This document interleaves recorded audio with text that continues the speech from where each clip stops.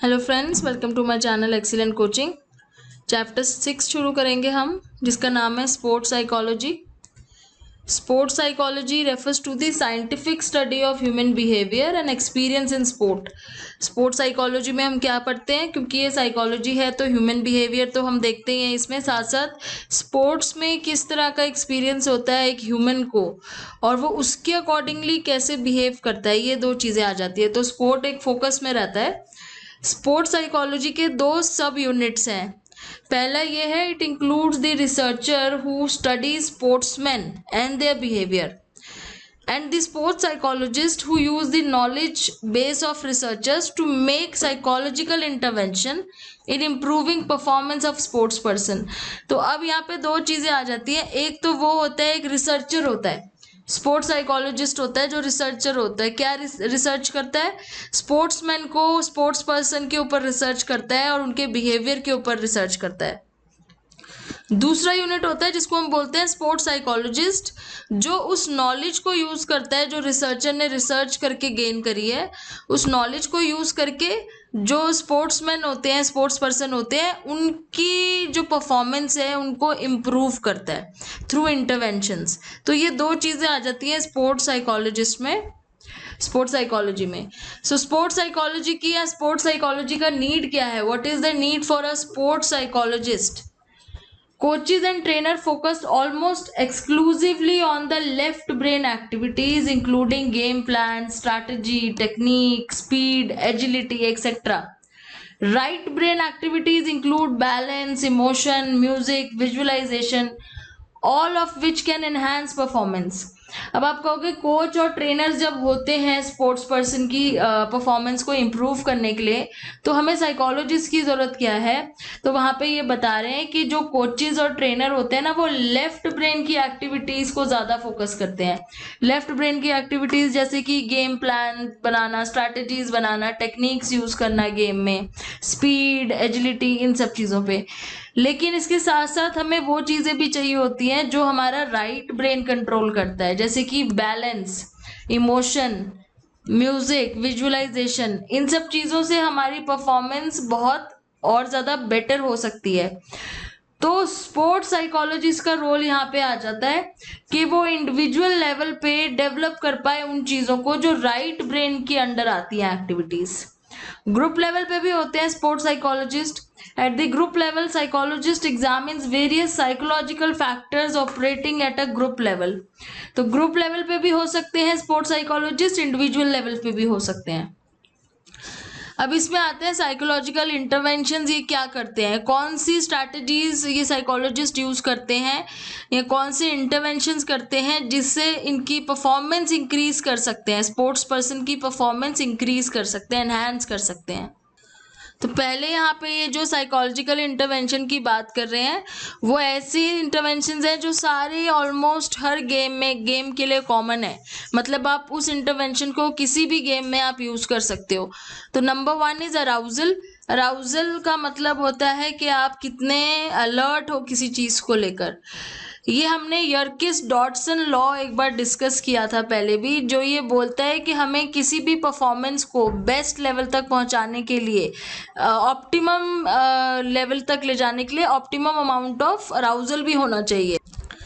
यर्किस Dotson law ये बोल रहा है कि states that an inverted you relation exist between arousal and performance. You relation का मतलब है जैसे जैसे आपकी अराउजल बढ़ता जाता है, आपकी परफॉर्मेंस एनहांस होती जाती है, एक ऑप्टिमम लेवल आता है जिसमें आपका अराउजल के अकॉर्डिंग आपकी परफॉर्मेंस भी हाईएस्ट होती है, पीक पे होती है।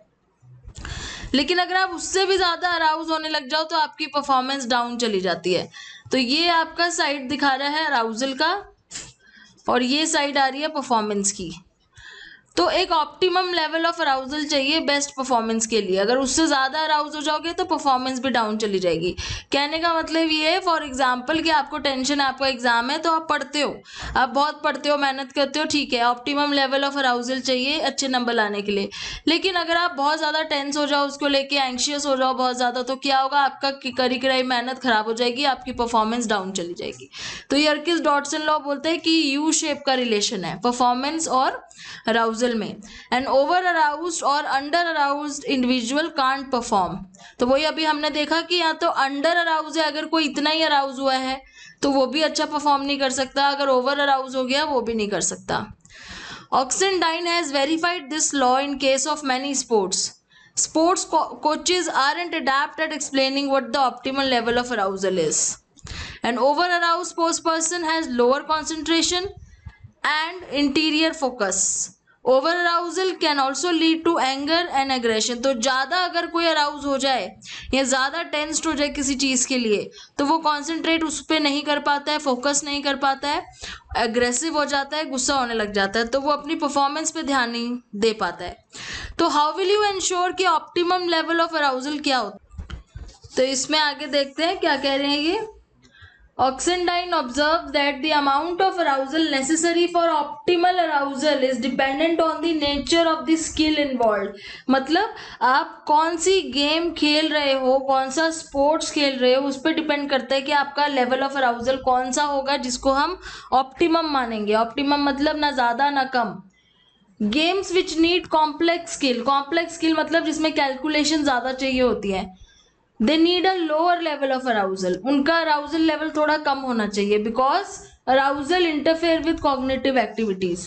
तो कोई ऐसी गेम जैसे चेस टाइप की अगर गेम है जहाँ पे आपको बहुत ज़्यादा कैलकुलेशंस और बहुत ज़्यादा मेंटल एक्टिविटी यूज करनी पड़ती है, कॉग्निटिव एक्टिविटी जैसे कॉन्सेंट्रेशन हो गया, फाइन मसल मूवमेंट हो गया, फाइन मसल मतलब अपनी फिंगर्स वगैरह का यूज करना, तो वहां पे कोऑर्डिनेशन वगैरह करने के लिए आपका लोअर लेवल ऑफ अराउजल ज्यादा बेटर रहता है। एग्जांपल इन्होंने दिया हुआ है playing golf. Playing golf need great amount of concentration and calculation. तो इस केस में आपका जो ऑप्टिमल लेवल ऑफ अराउजल है ना वो कम लेवल पे होगा। तो जो गोल्फ खेल रहा है अगर वो बहुत ज्यादा ओवर अराउज्ड हो गया तो वो अच्छे से नहीं खेल पाएगा। सिमिलरली अगर उल्टा है, अगर आपकी गेम में स्किल नहीं रिक्वायर्ड है इतना ज्यादा, जैसे शूटिंग हो गया जहां पे परसेप्चुअल स्किल्स और अटेंशन ज्यादा रिक्वायर्ड है। On the other hand higher level of arousal benefit games that require less complex skills, जहाँ पे आपके सिर्फ स्ट्रेंथ और एंड्योरेंस चाहिए होती है, जैसे आप ग्रॉस मोटर स्किल्स जहाँ यूज करते हो, जहाँ पे आपके बड़े बड़े मसल्स होते हैं हाथों पैरों के, वो ज्यादा यूज होते हैं instead of your mental cognitive activities, वहां पे हायर लेवल ऑफ अराउजल ज्यादा चाहिए होता है। Sports psychologist usually first determines what level of arousal is good for a particular sports, then the psychologist trains the sports person. तो पहले ये चीज पता करना है कि कौन सा लेवल ऑफ अराउजल उस स्पोर्ट्स के लिए गुड है और बाद में उस चीज को अप्लाई करना स्पोर्ट्स पर्सन के ऊपर। ये काम होता है स्पोर्ट्स साइकोलॉजिस्ट का। यहाँ पे इन्होंने आपको एक ये रिप्रेजेंटेशन दिखाई हुई है जहाँ पे परफॉर्मेंस है एक जगह पे लेवल ऑफ अराउजल है। तो गोल्फ के केस में आप देख रहे हो कि level of arousal lower side पे है, और जो फुटबॉल है जहाँ पे आपके ग्रॉस मोटर स्किल ज्यादा यूज होते हैं उसमें level of arousal higher side पे है, और वॉलीबॉल इन बिटवीन आ रहा है दोनों के। तो according to sports level of arousal भी हाई एंड लो हो सकता है। ओके अगर कोई स्पोर्ट्स पर्सन कुछ ज्यादा ही अराउज हो जाए, उसको टेंशन रहे अगर ज्यादा, तो उस केस में आप उसके साथ रिलैक्सेशन टेक्निक का यूज कर सकते हो। जब वो sports person relaxation technique use करता है तो वो अपने आप को रिलैक्स कर सकता है अगर उसको ज्यादा एंजाइटी हो रही है तो। The psychologist conditions by classical conditioning a trigger word to the relaxation. Whenever the sports person thinks about the trigger word, she becomes relaxed. तो एक ट्रिगर वर्ड होता है, जैसे किसी स्पोर्ट्स पर्सन को क्लासिकल कंडीशनिंग के थ्रू साइकोलॉजिस्ट ने ये लर्न करवा दिया कि जब भी मैं बोलूंगा रिलैक्स तो आपको रिलैक्स करना है। तो इससे वो जब भी वो वर्ड यूज करेगा वो स्पोर्ट्स पर्सन अपने आप पे रिलैक्सेशन टेक्निक अप्लाई करेगा और रिलैक्स हो जाएगा। इस तरीके से उसकी क्लासिकल कंडीशनिंग हो जाएगी। तो जैसे ही अगर कभी वो ओवर अराउज्ड होता है गेम के बीच में, उसको एंजाइटी होनी शुरू होती है, तो वो साइकोलॉजिस्ट सडनली वो ट्रिगर वर्ड बोलेगा और वो दूसरा स्पोर्ट्स पर्सन जो है वो अपने आप को नॉर्मल रिलैक्स स्टेट पे ले आएगा। फिर आते हैं इमेजरी के ऊपर। William Arthur Ward has once opined if you can imagine it you can achieve it. मतलब अगर कोई चीज आप इमेजिन कर सकते हो आप उसको अचीव कर सकते हो। If you can if you can dream it you can become it, मतलब अगर तुम किसी चीज का ड्रीम देखते हो तो तुम वो बन भी सकते हो। मतलब वो किस चीज की बात कर रहे थे, वो इमेजरी की बात कर रहे थे। इमेजरी का मतलब क्या है, किसी चीज को इमेजिन करना। Imagery is a cognitive process in which one uses her mind to create an experience that is similar to physical event। मतलब हम अपने आप को एक्चुअली उस सिचुएशन में इमेजिन करते हैं, हम वहीं खड़े हैं और हम किस तरीके से बिहेव कर रहे हैं। जैसे अगर कोई स्पोर्ट्स पर्सन अपने आप को इमेजिन कर रहे हैं ट्रॉफी लेते हुए, और बहुत सारे लोग खड़े हुए एक्चुअली में आंखें बंद करके अपने आप को एक्सपीरियंस कर रहा है उस चीज को, that is called imagery. So Sugarman author of the book winning the mental way, ये इनकी बुक का नाम है, कार्लिन शुगरमैन का, winning the mental way. Observe that the body can not distinguish between something that is really happening and something that an individual visualizes. ये कह रहे हैं कि आपकी बॉडी को पता नहीं चलता है कि आप खाली विजुअलाइज कर रहे हो या वो सच में हो रहा है। तो जब आप एक्चुअली में उसको इमेजिन करते हो, विजुअलाइज करते हो, तो बॉडी को लगता है कि सच में आप जीत गए हो। So hence the mind can be used to recall past performances that were good and practice them in mind। तो आप अपने माइंड पे अपनी पास्ट परफॉर्मेंसेज रिकॉल कर सकते हो, प्रैक्टिस कर सकते हो। करेक्ट टेक्निकल एरर्स, जो पहले एरर्स हुई थी उनको करेक्ट कर सकते हो। Put oneself in various situations and visualise how to tackle the situation. अपने आप को एक्चुअली में किसी मुश्किल सिचुएशन में इमेजिन करके आप अपने इमेजिनेशन के थ्रू उसको टैकल करना भी सीख सकते हो। तो ये मेंटल प्रैक्टिस होगी, उससे आपको बहुत ही हेल्प मिलेगी, और ये लोग करते भी हैं। काफ़ी सारे सक्सेसफुल लोग हैं जिनके इंटरव्यूज़ में, बायोग्राफीज़ में आप पढ़ोगे कि वो मेंटल इमेजरी या फिर विजुअलाइजेशन जिसे बोलते हैं, उस टेक्निक का यूज़ करते आए हैं अपनी लाइफ में सक्सेसफुल होने के लिए। तो ये साइंटिफिकली प्रूवन है कि इससे आपको बहुत हेल्प मिलती है, क्योंकि आपकी बॉडी जो है वो कंडीशनड हो जाती है उस चीज़ को लेके।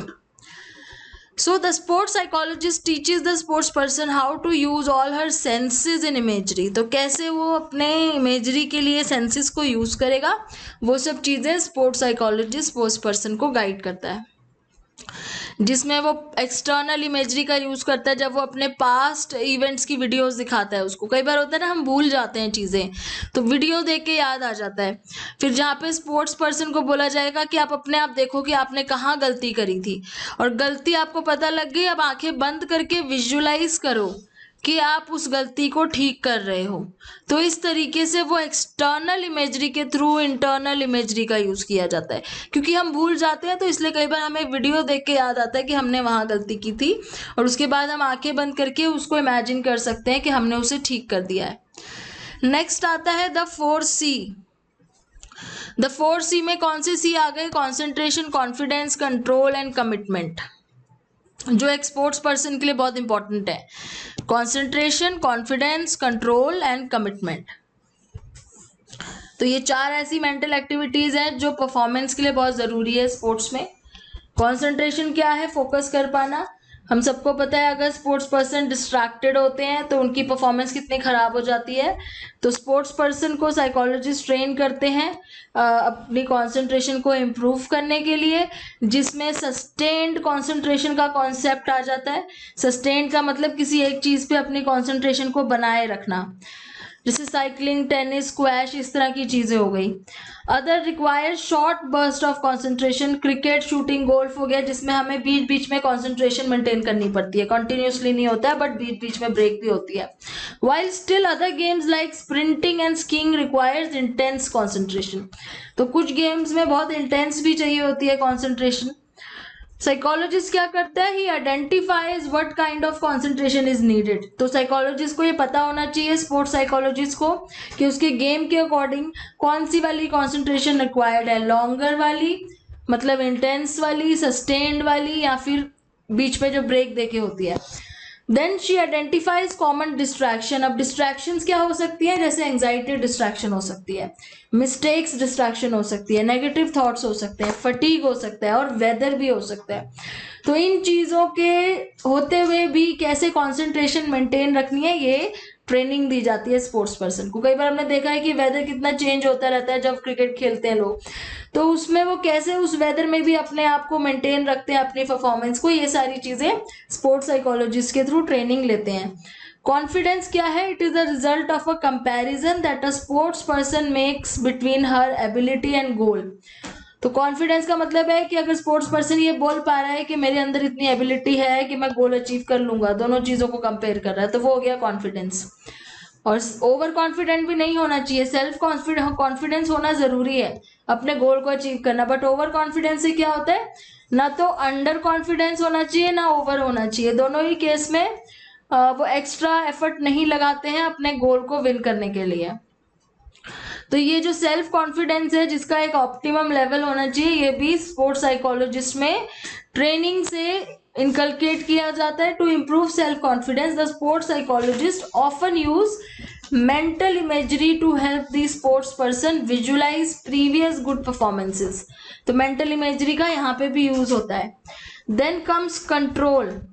Control in the 4C refers to emotional control. Emotional control मतलब जैसे खेलते खेलते एग्रेसिव नहीं होना है, या अपना एंगर शो नहीं करना है, उसको टैकल करना है, एंग्जाइटी शो नहीं करनी है।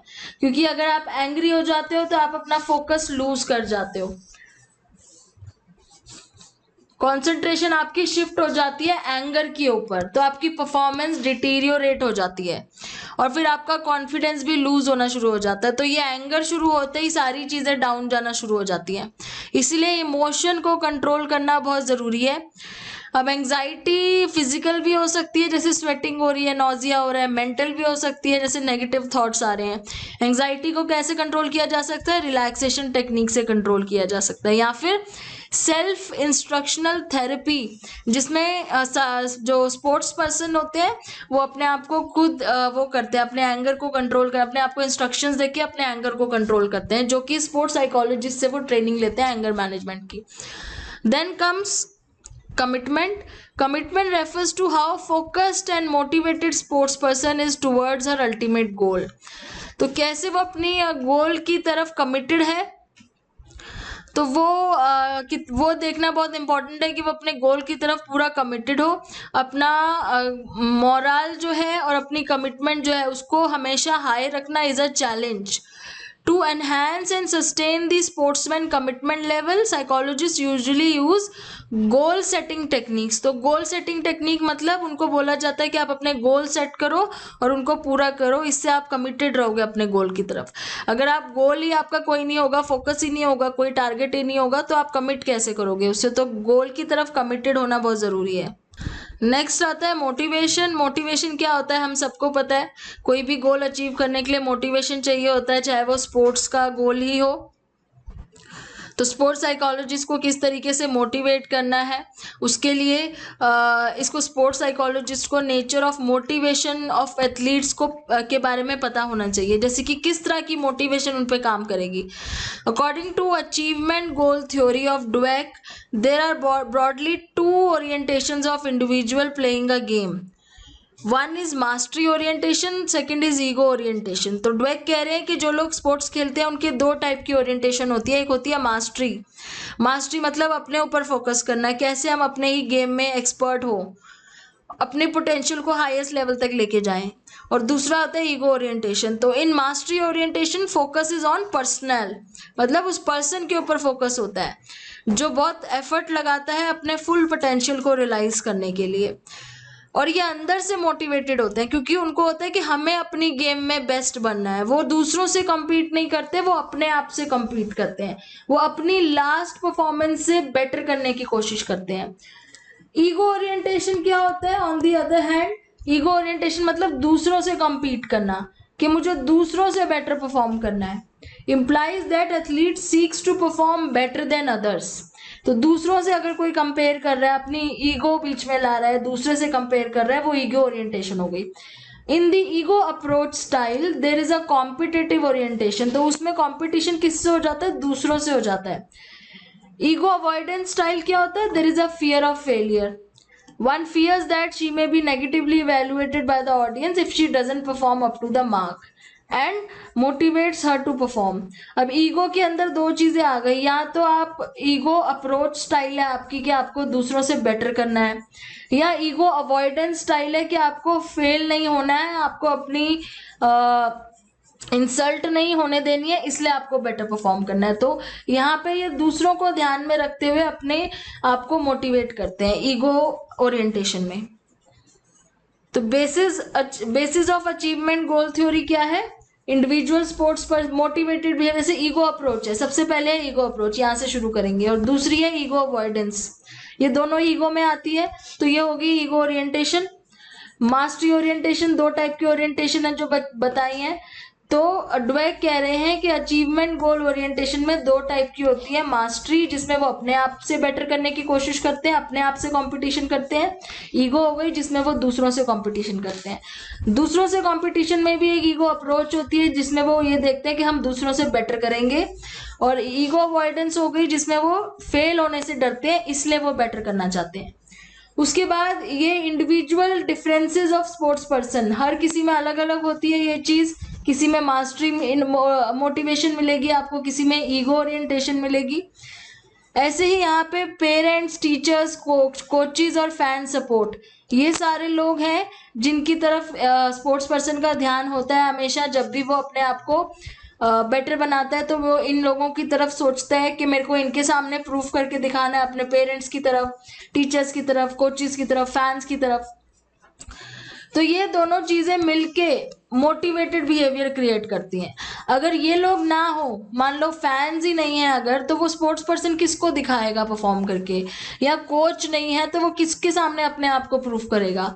तो ये सारे लोग जो सिचुएशनल फैक्टर में आते हैं प्लस इंडिविजुअल फैक्टर्स, दोनों मिलके एक मोटिवेटेड बिहेवियर बनाते हैं स्पोर्ट्स पर्सन का। अब इसके आगे हम नेक्स्ट वीडियो में डिस्कस करेंगे। Thanks for watching.